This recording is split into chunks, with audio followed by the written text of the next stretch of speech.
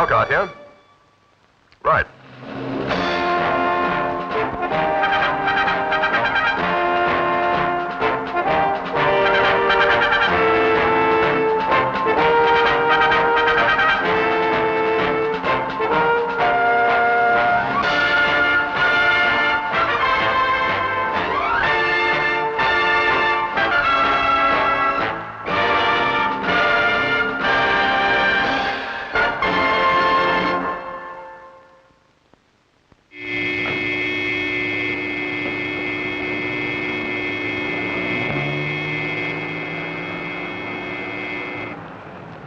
Is that the Lady Margaret College? That's right, the summer school. Stendhal here, Arnold Stendhal. I would like to speak to the principal, Mr. Prescott. Oh, I see. No, I am speaking from a public call box. Perhaps you will give him a message. My car has been involved in a little accident, so I shall be delayed. Your students are performing my A minor concerto tonight. Naturally, I would like to hear it. Yes, yes. If it could be played last on the program. Oh, no. Nothing serious.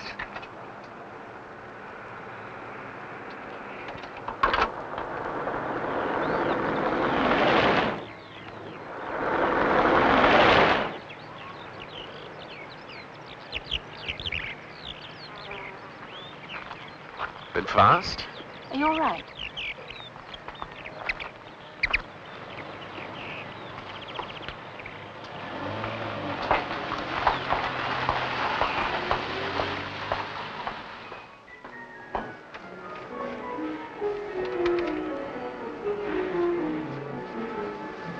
Is this the Musica Moderna summer school? Who do you want, miss? Mr. Cross, Mr. Gerald Cross. Oh, yeah. You must be... His secretary. If you'll just tell me where his room is. Course, no end of trouble this has. Trying to find a special room, squeeze you in. Then the typewriter. Ah, Miss Gibbons, am I glad to see you. Taxi meet you all right? Yes, thank you. Fine, now I can get some work done. You did fix up that typewriter for me, didn't you? Oh, well, no, not exactly. You see, I've But got... why can't we have the one you use in the office here? It's only for this evening. Well, I don't know. I've got no Look, authority don't to go... worry about it. I'll speak to the principal. You just see that it gets sent up to my room like a good fellow. Is it all right? Yes, fine. I must have fallen a bit awkwardly, that's all. You haven't sprained the wrist, have you? Nothing like that. If I had, it would have been all your fault. For saving your life? That's no excuse. I'd better come up to your room and bathe it for you. What will Daddy say? Did you bring all the correspondence? Oh, yes, Mr. Cross. Good, well, let's get started. Oh, Perkins, see that Miss Gibbons' luggage gets sent up to her room, will you? Oh, and Perkins, that phone call I'm expecting from New York tonight is due at 9 o'clock sharp, so don't leave the switchboard, will you? It's very important. Who's this, Gerald? Can you excuse me? No, my secretary, Miss Gibbons, Julian Forrester. Oh, Oh, I don't believe you've ever met before. This is Norma Linden. Oh, Ernst Linden's daughter. Oh, do you know my father well? you're the one who nearly killed me just now, confess. It was all your fault, Julian. Lies, all lies. Oh, I'm terribly sorry. Oh, think nothing of it. Dislocated wrist, fractured fibula, I'll pull through. You look all right to me. Goes to show. Don't worry, Gerald, I'll still be able to camp the wine for you tonight. Well, if you prefer, I get some. Oh, no, think nothing of it. There's nothing I enjoy more than drawing a few corks. Besides, to make sure that I'm invited to the party. Good. Well, let's get started, Miss Gibbons. Oh, you're not working on a nice day like this, are you? The wheels of high finance never stop grinding, eh, Gerald? If they did, Britain would be in pretty poor shape. Quite right, sir, and don't think that we bohemian layabouts don't appreciate it. It's a shame, you know. Daddy says that you're going to miss him conducting the Stendhal tonight. Yes, I'm afraid so, my dear. Oh, he'll be very disappointed. Well, I've spoken to him about it. He understands. Anyway, this call tonight is about his visit to the States. I wonder how much that's worth on the stock market. High-level trip to the States by brilliant scientists. Ah, there you are, Dr. Linden. Oh, Mr. Prescott. You want me? In a way, yes, in a way. It's going to be quite a party, eh? Yes, now, if you'll excuse me, I've got to change. You invited? Oh, yes, it is, of course. You work for Cross, don't you? Ah, Louis Saint-Georges, eh? Generous chap. Well, I suppose he's got it. Yes. Well? Ah, yes, I know what I was going to ask you, Dr. Linden. You're a scientist, aren't you? Chemist. Yes, well, I mean, you've had mathematical training. Now, music and mathematics have a great deal in common. Yes, I was aware. Oh. No, I mean, the canon and the fugue, of course, this I knew, but take this atonal music. Schoenberg, Albenberg. What a performance of Wozzeck last night, eh? No. Well, the 12-tone scale, as developed by Schoenberg, has a definite mathematical basis. Patterns, proportions, quite geometrical, in fact. Well, I'm not quite sure. Yes, it is.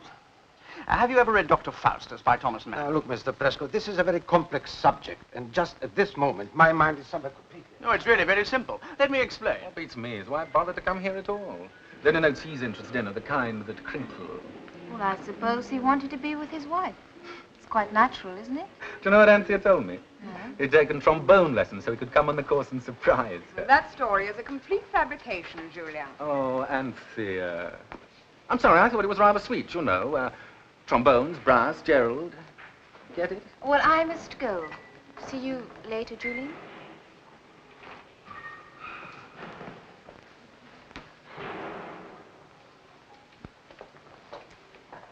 Has that woman arrived yet? The glam secretary, yes. And you better pop upstairs, see if she needs anything. Well, she's got everything. Do I detect a jealous wife? Well, naturally. He worships efficiency.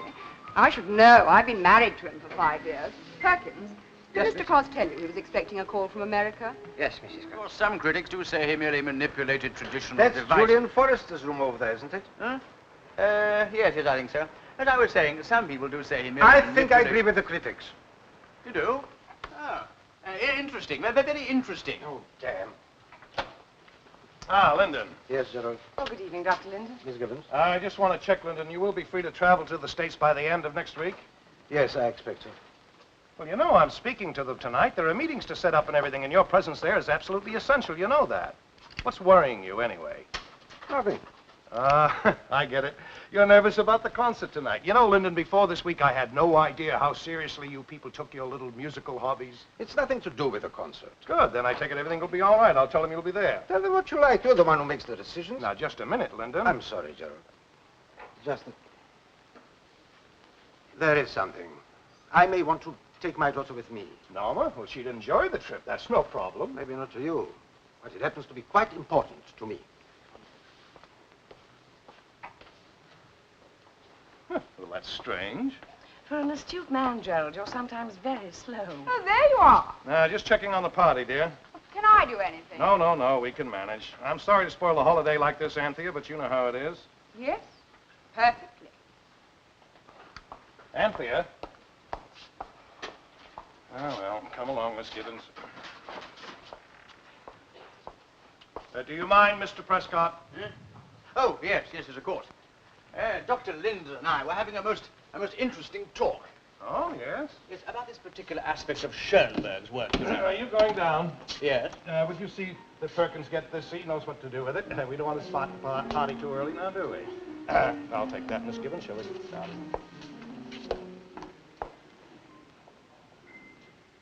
Any better? No, seriously, is it any better? Much better. Much, much, much better.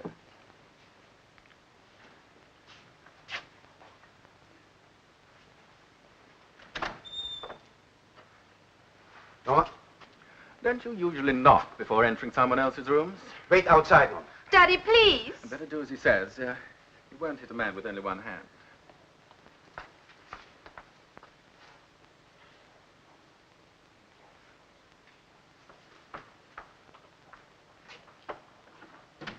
Fell over in the drive. I'm afraid I won't be able to play at the concert tonight after all. What you planning? Spend the evening out here with Norma? Oh, come off it, Lyndon. She's a big girl now. I want you to stay away from her. You understand? She's a child. Next week, Mariah Martin will murder in the Red Barn. I know you're kind, Forrester. You've got no feelings for her. You're just looking for someone to sponge on now. I'm warning you. Don't overdo it, Maestro. Agitato man non troppo. Why, you! Do come in. Oh, there you are, Dr. Linden. What do you want? I just wanted to say I had a message from Stendhal. He's been delayed. His concerto's been put back to last. Mr. Forrester, that means you'll be on second. Sorry, no go. I hurt my hand. Oh.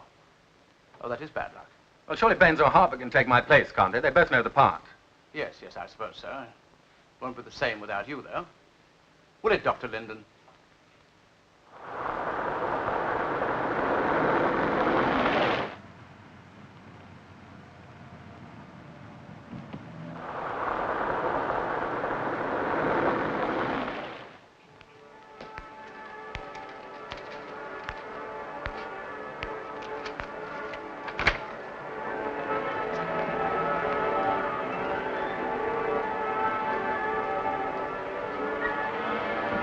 Oh.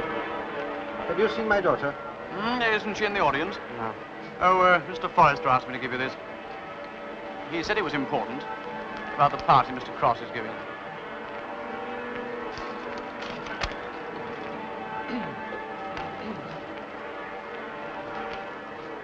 It's us now, Dr. Linden. Ready? Yes? It's us now, Dr. Linden. Are you ready? Yes. Good luck. Thank you, my dear. Now, on you go.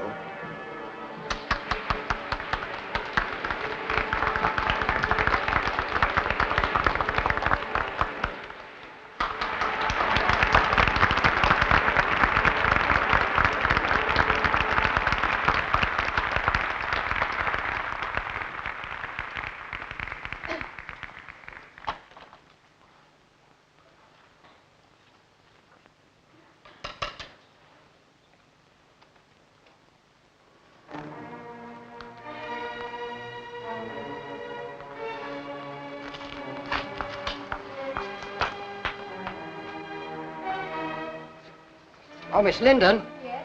Your father was looking for you. You went in for All dinner. right, Perkins, I went for a walk. You're late for the concert. I know. I am not going.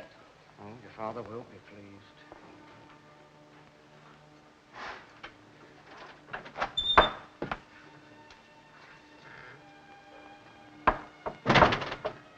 Mr. Prescott got my message, you say? Sir. And my concerto will be played last. Good. Then I have a little time. That's right, Jennifer. Type out memos and all this for the board members, and then you can pack up. Is that all you asked me down here for, Gerald? My dear Miss Gibbons, are you suggesting that I should type my own memos? That will be New York. Yes. Cross here. Yes, that's right. Hello, Taylor, is that you? Look, speak up, will you? I can't hear you. Miss Gibbons, close that door, will you? That damn officer's trying to burst his guts. Now, Taylor, what is that you're trying to say?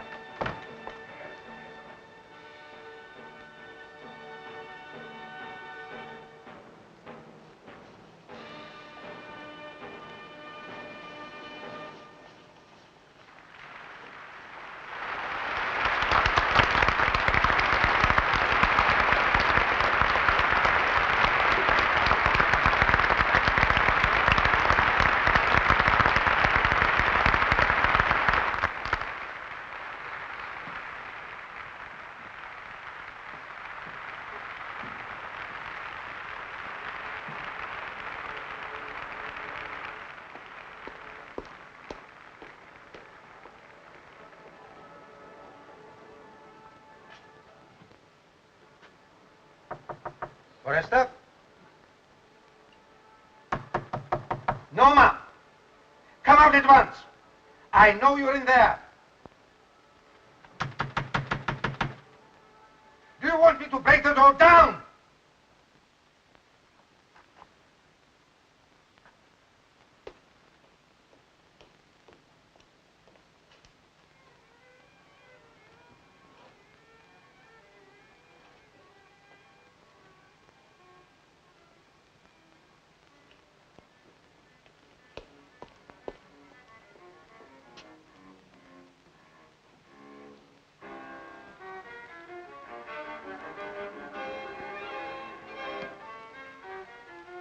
You've got the key to the common room? Yes, Dr. Linden. Please hurry, I haven't got much time.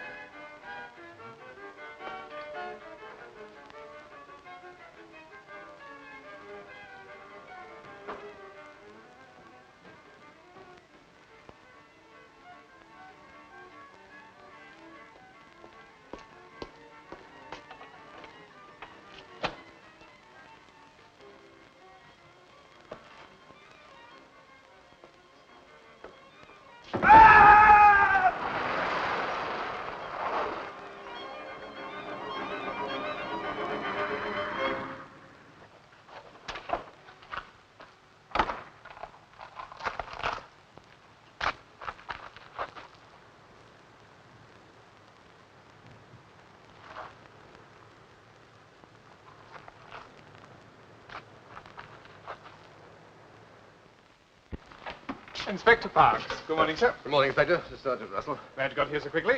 Is that where it happened? Yes, sir. It's about a 24-foot drop. Death pretty well instantaneous. The doctors put it at about 9:15. He was found there about 9:30. I'd watch it, sir, if I was you. I had to remove the rail as it was hanging very dangerously. There are no marks there apart from those caused by his fall. No, sir. The doctor's sure. He simply leaned over and fell. Had he been drinking? Not a drop. The party hadn't begun yet. Couldn't have been an accident. Well, Dr. Linden was a very important research chemist engaged on government contract work. Well, what's that got to do with it? If you come over here, you'll see for yourself. Excuse me, but this is the rail. Only one end gave way. I've reassembled the bricks from the courtyard, and one half brick is missing. Now, this whole building was repointed a couple of years ago, and it's unlikely no one would have noticed that. And, see this mark? Looks like something's been clamped to it. Presumably until the moment came to spring the trap just before the victim walked into it. What exactly was Dr. Linden doing down here? Well, he was on holiday. He's always been a pretty keen amateur musician, from what I've heard. He's been coming to the summer school for the past 5 years. Did he come alone? No, this year he brought his daughter with him. She's still pretty upset, naturally. Yes, naturally. Now, what I meant was, what was he doing in this room? You said something about a party. Yeah, it was being given by Mr. Cross. Linden works with him. They're old friends. In fact, it was Linden who invited him down here. Have you checked where everybody was at the time he fell? Oh, we're onto that now. Most of them were at the concert. How many are there on this course? About 120, including teachers and domestic staff. I've got a list, Sergeant. Oh, thank you, Sergeant. No one's been permitted to leave. We held a roll call this morning. Good. Well, we shall need statements from all these people for a start. Russell, find out if anyone knows anything about Dr. Linden's movements last night. Right, sir. I think I know one person already. No? The door was locked earlier in the evening by Mr. Cross himself. Did he keep the key? No, he gave it to Perkins, the porter, who was supposed to give it to a Mr. Forrester. Who's he? Julian Forrester, one of the students. And we found this note in Dr. Linden's jacket. Just remembered I promised to decant the wine for the party after the first interval. As my hand is pretty painful, I wonder if you would oblige, as you'll be free. Julian. I think that's all, Mr. Prescott. You're sure there's nothing else that you want to add? No, that's exactly as it happened. I gave him the note, and he read it and put it into his pocket. You didn't read it yourself, by any chance? No, of course not. Why should I? Well, thank you very much. If you'll just sign your statement there, please. Yes, yes, you are. Well. Oh, there is just one thing. I can hardly bear to think of it now, but just before the concert, I was up in that room with Dr. Linden. We were having a very interesting musical conversation about Schoenberg, you know. Schoenberg? Yes, are you interested in music? Oh, yeah, I like Sandy Shaw and that, yeah. Oh. You were saying? Yes, well, at one moment we went out onto the balcony, and I actually leant against that rail for a moment. Think of it now. What time was this? About 6:30, I suppose. Right. Thank you very much. May I take this? It is mine. Yes, of course. It's all psychological, you know. When I was a boy, I wanted a violin, only they wouldn't let me have one. Oh.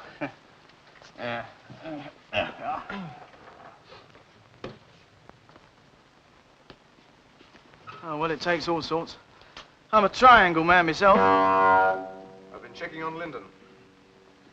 Any joy? I was born in Czechoslovakia, naturalized after the war.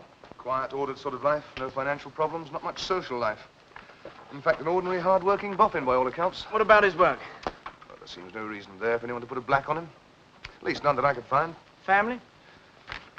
His wife died 3 years ago, one daughter, and apparently there's a brother living somewhere. Nothing very significant, but don't let it worry you. The governor thinks the answer's right here. How long have you known Miss Linden? I met her on the course. Well, you know how it is. You do realize we shall check your statement, don't you, Mr. Forrester? What you trying to make out, that I had some motive for killing Linden? Well, all right, yes, I knew Norma before. I met her at one of the Sunday night concerts at the V&A. You a regular concert goer? Oh, yes, I'm always around. It's part of my job. Your job? Well, I write the odd article for the monthly magazines. Is that well paid? Oh, you're joking. Half a guinea a time if the editor's in a good mood. Well, how do you earn a living? Well, I don't. Oh, you know, there's always something turns up. Reviewing records, that's a pretty good racket. Flog half a dozen LPs in a week and you've paid the rent. I understand you had an argument last night with Dr. Linden. I shall tell me what it was about. Well, there's not much to tell. It was all rather childish, really. Was he angry about your friendship with his daughter? It wasn't my fault, was it? Was it after the argument that you wrote him this note about decanting the wine? No, that had nothing to do with it. I'd hurt my hand. You're right-handed, are you? Yes, but... So you can't have hurt your hand all that badly, can you? I wanted to spend the evening in my room. But you mean you hadn't hurt your hand at all? I wanted to be in my room. I see. Who did you spend the evening with, Miss Linden? I was alone. I imagine you're not just being chivalrous. You knew he was wealthy and she's his only child. She liked me. I can't help that. You came down here to be with her? No. But you knew she'd be here. Look, I happen to be a music lover. I don't know what kind of monster you're trying to make me out. All right, Mr. Forrester, thank you. I'll let you know when I want to talk to you again. You won't leave the school, will you? We'll advise you soon as concerning possible replacement. Merger program remains unchanged. Stop.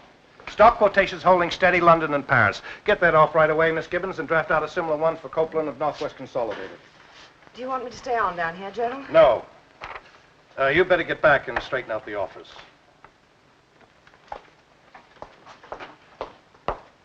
I expect I shall be returning sometime tomorrow.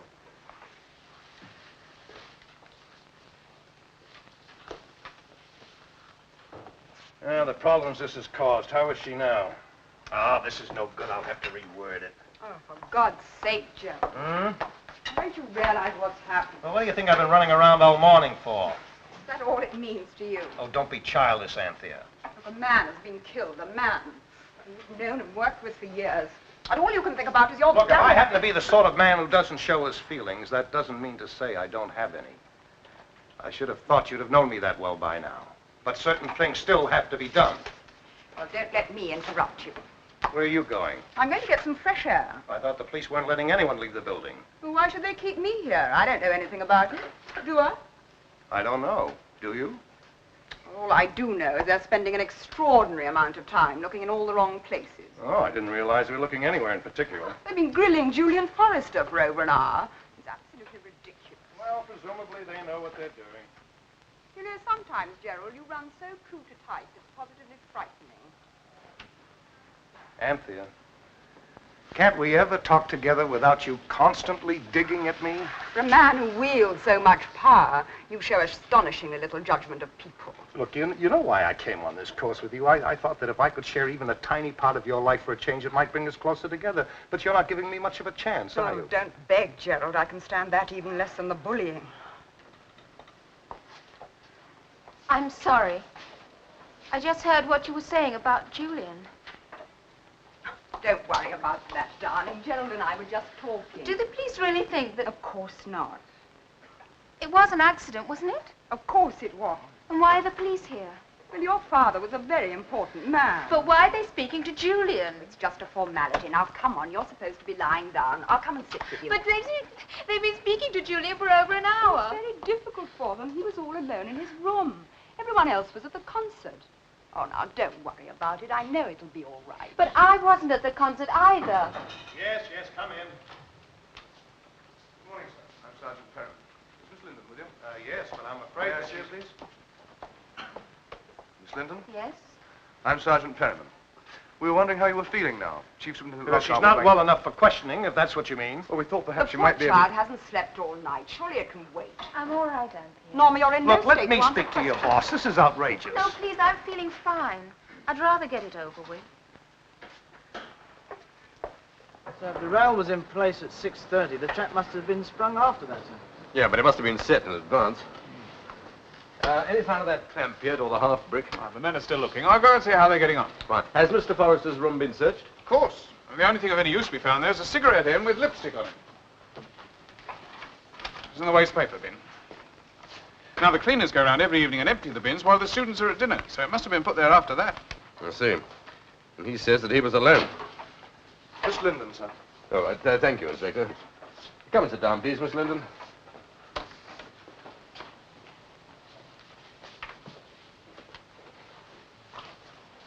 I'm Chief Superintendent Lockhart. I hope you're feeling better now. Do you smoke? Yes, thank you. Russell, have you got any...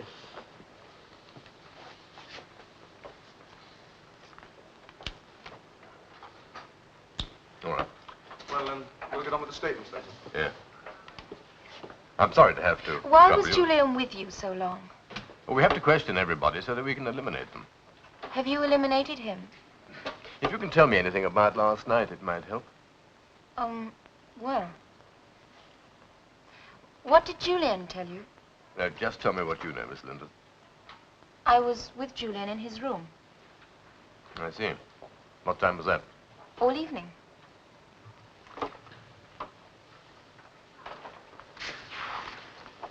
According to the porter, you went out for a walk until 8:15. Yes, that's right. And then you went straight up to Mr. Forrester's room? Yes. You knew he was going to be there? Yes. You'd arranged to meet him there? Well, no, but Yes? I knew he'd hurt his hand. Oh, well, in fact, he's just admitted that he hadn't hurt his hand. Oh, but that isn't true. I was there when it happened. Miss Nielsen, I can understand you wanting to help him, but you're not going the right way about it. Look, I've told you, I was in his room all the time. Can't you believe that? Someone was in his room last night. We know that. Julian told you that. We do have other sources of information, Miss Linden. Can I see him? Certainly, if you wish. If you think of anything that might help, you will let us know, won't you? Yes. Yes, of course. Thank you.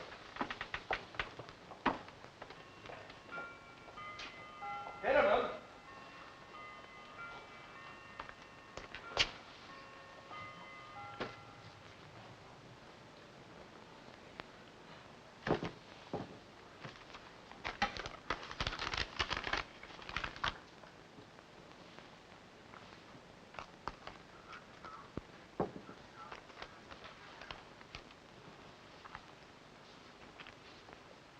Shall I take a statement, sir?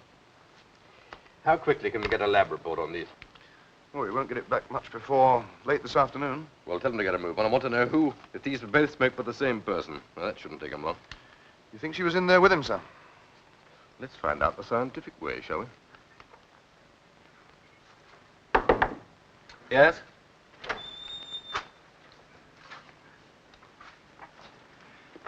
No, No, Julian. I wanted to come and see you, but... Why did you lie to me about your hand? My hand, I didn't. You told the police. Oh, well, you know what the police are. They're always... Have you been talking to the police? Yes. What did you say to them? They seem to think that someone was in here with you last night. That's not true. He sounded very sure. Well, anyone can be sure. That doesn't prove anything. I told them that I was in here with you. You told... But why? Well, I really don't know. I thought I was helping you. But you don't seem to have needed my help. Oh, no, Mary. I mean, if this person, whoever it was, came forward and told the police... There wasn't anyone. Is that what you told the police? Yes, of course. But it's not true, is it?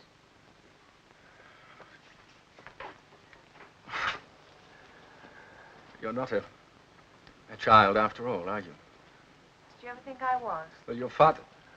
I'm sorry. No, of course I didn't. You know that. I suppose in a way I'm free to do what I want now.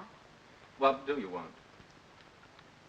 Well, it depends on you, really, doesn't it? Well, sure, you don't think that I... No, well, that I no, had of any... course not. But it is going to take a bit of proving, isn't it? They'll want me to make a written statement, I expect. Oh, Norma. Norma, darling, you know why I came here on the course. I'll be honest with you. Well, your father was so hostile. It would have been very difficult with him disapproving all the time, but... Well, I wanted to marry you from the start. I still do. Yes, Julian. Like I told you before, sir, I was in my cubbyhole. Miss Linden came in. What time was that? Oh, just before 8:30. Well, why are you so sure? Well, the concert had just started. Excuse Then me, there was sir. this phone call. We just found this. Could have been the one used to hold the rail in place. Where'd you find it? Round the garages in the boot of a car. Whose car? Well, that's the queer part, sir. Nobody on the course. The back's all bashed in. It looks as if it's been in an accident. It's a dark green saloon, about 10-year-old. That's right. Oh. Why, do you know it? Well, if it's the one I think it is, it belonged to that composer chap. The one who phoned up, said he was going to be late for the concert because... What, Mr. Stendhal? Yeah, that's him. He's the one who found the body, sir. Is he still here? Yes, sir. Right, we'd better have a word with him. Come in. I thought Norma was in here. No, she's just gone back to her room.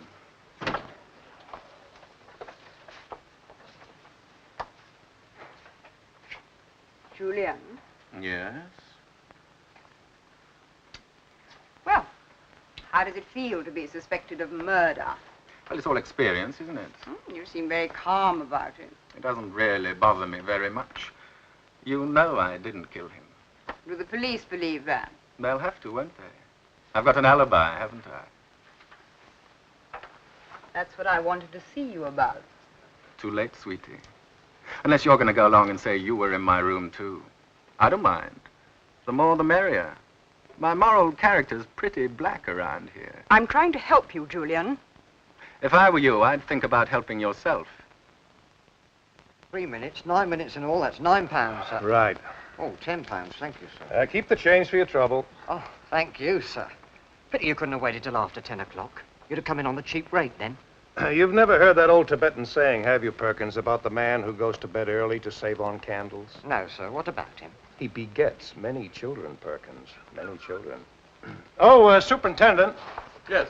Cross, Gerald Cross. Oh, yes, Mr. Cross. Terrible business, this. Linden was one of my key men, you know. It was really through him that I came down here. Are you interested in music, too? Oh, no, not at all. Just a holiday, me and my wife. Superintendent, I This gather way, Mr. there's some Sindel. difficulty about my secretary, Miss Gibbons, leaving. I'm afraid nobody can leave till we finished our inquiries. Oh, you mean you haven't got anywhere yet? I'm sorry, Mr. Cross. I can't discuss it. Well, Superintendent, I do have a very important business to run. And anyway, what help can Miss Gibbons be to you? She was working with me in my room the whole evening. Surely a little flexibility. We'll let you know when you can go. What do you want me to do, Gerald? Well, no point in wasting any time, Jennifer. Miss Gibbons, you've got that report on tape that I gave you? Oh, yes, it's here. Well, get to work transcribing it. I'll need it as soon as we get back to the office, when we get back.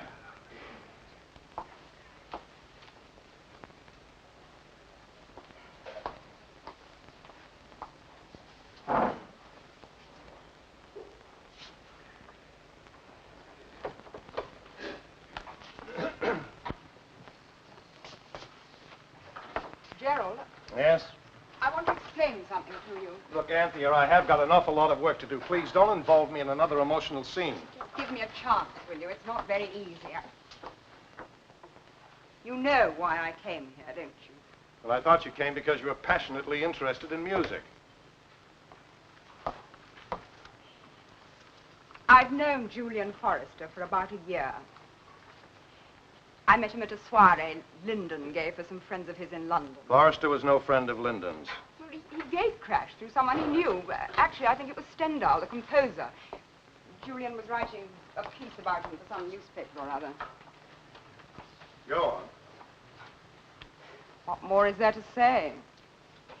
That's why I wasn't at the concert last night. I was with Julian in his room. Has he told the police this? Nope. Then he'd better, hadn't he? It'll give him a good cast-iron alibi. He doesn't need one. Oh, have you told him? No. Why not? Norma has already told them that she was in his room. Well, she doesn't really think they're going to believe that, now, does she? Well, she's made a statement. What reason have they to think she's lying? Oh, where does that put you? That's what I wanted to talk to you about. Oh, I suppose you want me to say that you were up here with me. I've thought a lot about things since last night. I really do want to make it work between us. Can you believe that? Well, I better have a word with Miss Gibbons. Will she? Why not?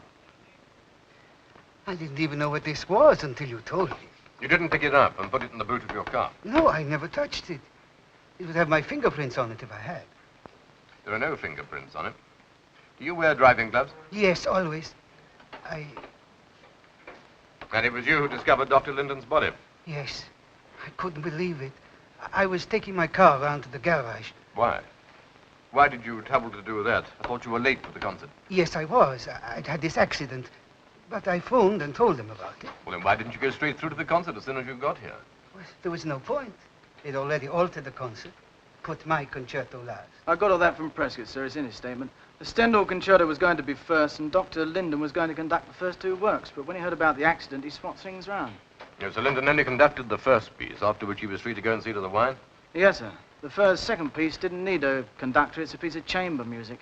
That's the one that Forrester was going to play, but he hurt his hand, and they had to get a substitute. I see. And you didn't see this anywhere near the body? I can't remember. It was dark. I was so shattered finding him lying there, I just went into the house. Do you know your way about the house? No, not really. Have you been here before? Have you? Yes, When? last week. I came to see Ernst. Ernst? Dr. Linden. It was a purely personal matter. I am trying to raise funds for a festival of modern music in London next summer. And Ernst was always interested in these projects. I take it he was quite a close friend of yours. Ernst was my brother. No one knew this. He changed his name when he was naturalized. He took our mother's name. She was English, you see. Our father was a conductor in Vienna before the war, but he got very involved in politics. So Ernst thought, well, he felt in view of the kind of work he did, he preferred people not to know. I see. Thank you, Mr. Stendhal. That's all for now. It all seems so unnecessary. So tragic. Ernst never did anyone any harm in his whole life.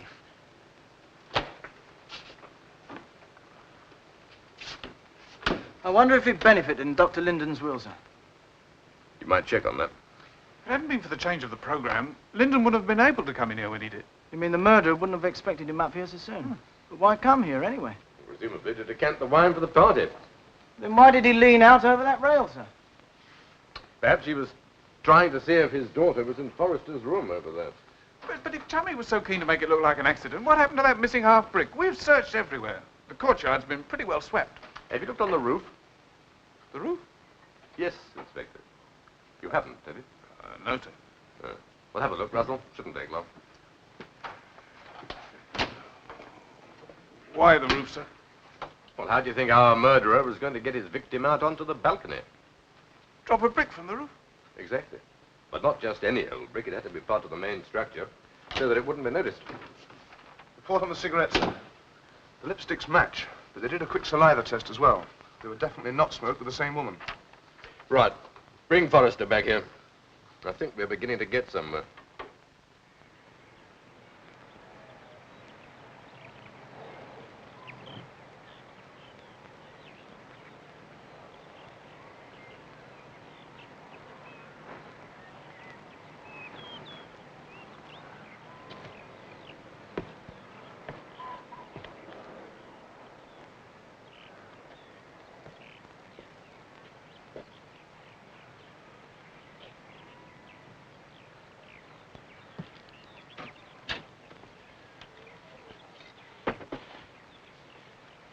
Forrester, this time I want the truth.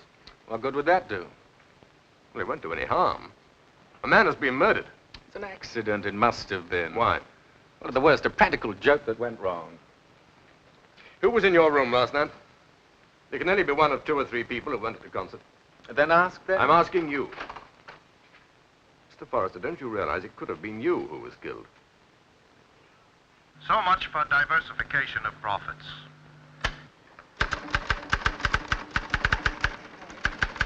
Miss Gibbons, I wonder if you'd mind getting us some coffee. This waiting around gets on one's nerves. Certainly, Mr. Cross. Thank you. Oh, come in, Superintendent. I hope you've come to tell me that you've now got permission for my secretary, Miss Gibbons, to leave. No, not yet, I'm afraid. There are still quite a few points I want to clear up. Well, anything that we can do to help. Thank you. Miss Gibbons, Yes, Superintendent. what exactly are you doing down here? Well, I'm Mr. Cross's confidential secretary. So you have an intimate knowledge of his business. That is my job. How long have you been working for him? 8 years. Oh, so you knew him before he met his wife? Really, Superintendent, is this line of questions relevant? Yes, I believe so. Is it a well-paid job? Well, average, I suppose. Money isn't everything, Superintendent. I've always found Mr. Cross most considerate. I like my work. Why should I leave it? I see. Now then, Mrs. Cross, I wonder if you'd mind telling me why you came on this course. Now, wait a minute. What sort of a question is that? Perfectly straightforward one. What's the answer, Mrs. Cross? Well, why do you think she came? Why does anyone come here? All right, let me ask you the same question. Well, to be with my wife. Are either of you interested in music? He came for my sake. We thought it would help to get away from London for a bit. And did it? Very much. Did you know that your wife was in Forrester's room yesterday evening? That is not true. She was here with me. Not according to Forrester. Well, then he's lying. Why should he? Well, that's obvious, isn't it? He wants an alibi for himself. But he already has one. Miss Linden. Well, you don't believe that, surely. No, I don't, but why shouldn't you? Unless you were there yourself. She was here with me. Ask Miss Gibbons. Miss Gibbons? Well, I've never known Mr. Cross to tell a lie, Superintendent. Will you corroborate his statement? Which statement? Was Mrs. Cross in this room yesterday evening? Well, Mr. Cross said so. It's not his habit to lie. Nor, I take it, is it yours, Miss Gibbons? Mrs. Cross, we found a cigarette end with lipstick on it in Forrester's room. It's been sent for analysis. I'm sorry, Hunter. There was nothing I could say. Why, you sniveling... You knew about this, didn't you? Well, how could he know? He was down here working. I mean, you knew that your wife was on friendly terms with Forrester. If I had known, I would have done something about it now, wouldn't I? I think you did. I think you planned to kill him. Well, now that's very funny. I must caution you. You aren't obliged to say anything. No, you're wrong. I am obliged before this nonsense goes any further. Miss Gibbons, would you mind telling these gentlemen what happened in this room here last night? Well, we came up here as soon as I arrived. And what time was that? About 6:30. And we stayed here working until we heard the noise outside when Dr. Linden's body was found. You'll sign a statement to that effect? Well, naturally. Mr. Cross didn't leave this room the whole time? No, of course not. Only to take the phone call in the bedroom. Hey, be careful with that. That's an important report.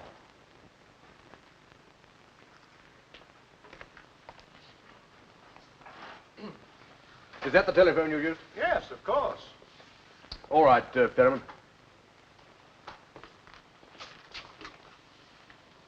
Oh, is that you, Perkins? This is Chief Superintendent Lockhart. Is Sergeant Russell there? Good. Now, I want you both to listen to this. Was in both companies that capitalization of these new projects along the lines that... Yes, sounds very much the same to me. He told this bloke he was going to read him some report, and then he started... Mind you, I wasn't eavesdropping, you know. I was just waiting for him to finish, like. I'm very glad you did. Would provide the necessary guarantees at all levels.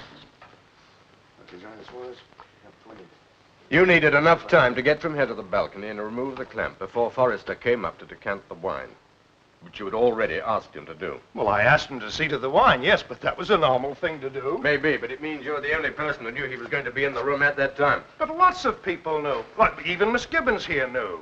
Yes, I knew. Anyway, you were wrong.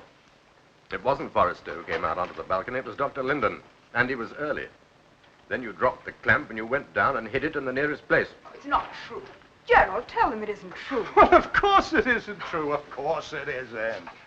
Look, are you saying that I made that recording deliberately so that Miss Gibbons would think I was on the phone and to give me time to accomplish this absurd feat? Well, didn't you? Of course not. I made the recording while I was reading the report over the phone to save time so that Miss Gibbons could transcribe it later rather than my scrawl. Were you in here, Miss Gibbons, during the telephone call? Yes. Was the bedroom door open? Some of the time. But not all of the time? No. Who shut it? I did, Superintendent. Why? Well, Mr. Cross asked me to. He was being deafened by the sound of the concert. I see. And it wasn't opened again until the telephone call was finished. Did you open it then? I must tell them, Gerald. I must. You must? What are you talking about? Well, you'd forgotten to take in the breakdown of the figures for the merger, the stock valuations. I thought you might need them, but you weren't there. The tape was running. Well, Mr. Cross often uses tapes in this way. I thought nothing of it, but he just said he was in the room all the time. And he wasn't. Hey, look, if you're going to go on with this nonsense, I think I'd better have my lawyer here. Certainly, if you wish. Thank you. Miss Gibbons, get on to Brown for sight. Have him send Harvey Brown down here. Well, come on, get on with it. You've got the number, haven't you? What happened when Dr. Linden came onto the balcony? He didn't see me. Look, I did try to stop him. I grabbed his arm, but he'd already lost his balance. Should have let him pull me down with him.